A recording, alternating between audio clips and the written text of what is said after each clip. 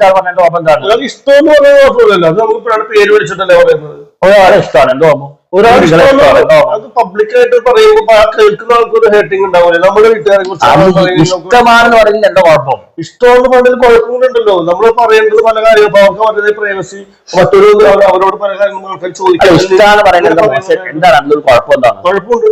കുഴപ്പം പറയാം. നമുക്ക്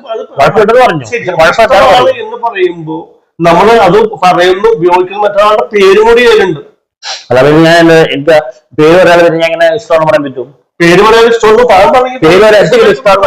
അവർക്ക് അവരുടെ പ്രൈവസിനെ പറയാൻ ബാധിക്കില്ലേ? എങ്ങനെ ബാധിക്കും? സ്ഥിരമായിട്ടാണോ പറയുന്നത്? എവിടെ ചെന്നാലും അതാണ് ഇതാണ് ധൈര്യം പറയുമ്പോൾ സ്ഥിരമായിട്ട് ഒരാളല്ല, ഓരോ ദിവസം ഓരോ ആൾക്കാരെ പറയുന്നത്. ഓരോ ഒരാളെ മാത്രം പറഞ്ഞുകൊണ്ടിരിക്കാറില്ല.